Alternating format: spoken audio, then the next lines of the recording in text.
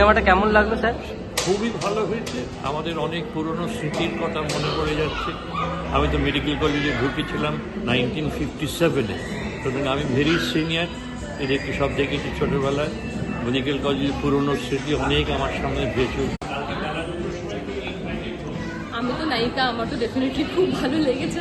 মানে নিজেকে দেখে আমি নিজেই লাস্টে কেঁদে ফেলেছি। বাট আমি আশা করি যে দর্শকদেরও খুব ভালো লাগবে। এখানে আমাদের ডাক্তারদের লাইফের এত ইমোশন জড়িয়ে আছে। আমি তো স্পেশালি মেডিকেল কলেজে, আমার তো একটা আলাদা একেবারে মুগ্ধ। আমরা মেডিকেল কলেজের লোক, সেই জন্য বইটা ভীষণ ভালো লাগলো।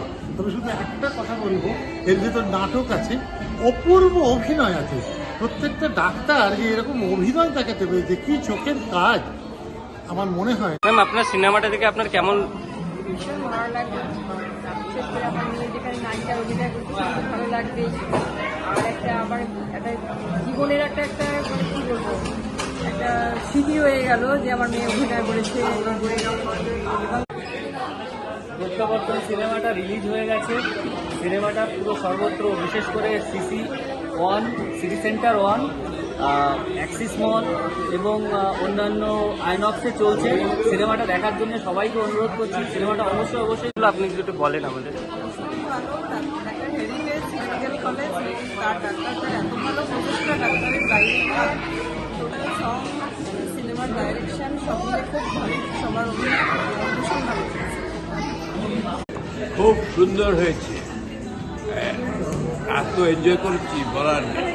ঠিক আছে, আশা করি আমাদের কলকাতার লোকেরা এটা দেখে এবং বোঝে যে আমাদের ডাক্তারদের জীবনটা কীভাবে শুরু হয়, কীভাবে আমার। সল্টলেক সিটি সেন্টারের আইনক্স প্রেক্ষাগৃহে হয়ে গেল প্রত্যাবর্তন ছবির প্রিমিয়ার শো। অনুষ্ঠানে ছিলেন শিল্পী, কলাকুশলী ও বিশিষ্ট অতিথিরা। ছবিটি পরিচালনা করেছেন ডক্টর সুধাসত্য চট্টোপাধ্যায়। আমি নিজে মেডিকেল কলেজের কেমন লাগলো? ভালো লাগলো। কোন বিষয় পরে মেডিকেল স্টুডেন্টদের যে ভাবনা, যেটা স্টুডেন্ট আর যখন এখন বড় হয়ে গেছে তখন তাদের যেটা মেডিকেল। সিনেমাটা কেমন লাগলো?